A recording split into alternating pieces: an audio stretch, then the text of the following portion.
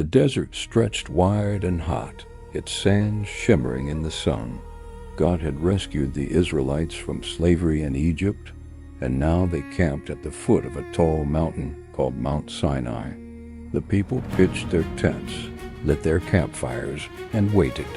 They didn't know what was coming next, but they knew God had led them here.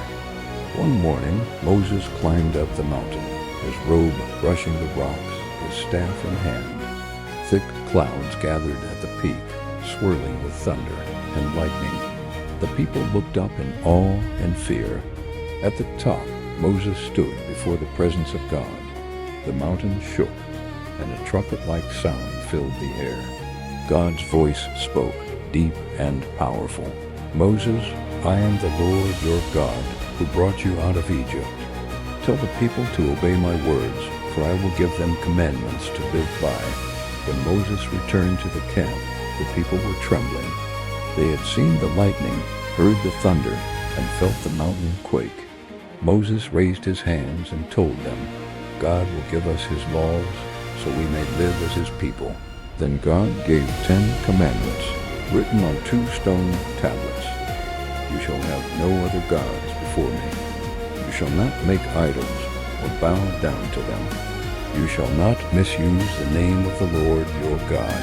Remember the Sabbath day and keep it holy. Honor your father and your mother. You shall not murder. You shall not commit adultery. You shall not steal. You shall not give false testimony. You shall not covet what belongs to others." As Moses read each commandment, the people listened carefully. These were not just rules, they were gifts, showing them how to love God and how to love each other. The mountain still thundered, and smoke rose like fire from its peak.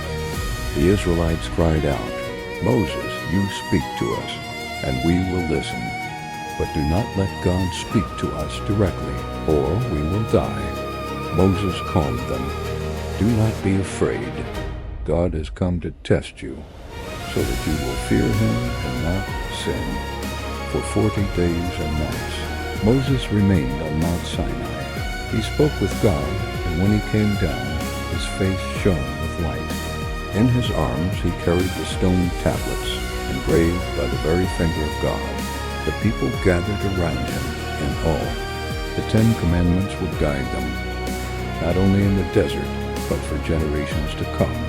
And so, from a mountain wrapped in fire and cloud, God gave his people a path to live by a way of love, obedience, and faith.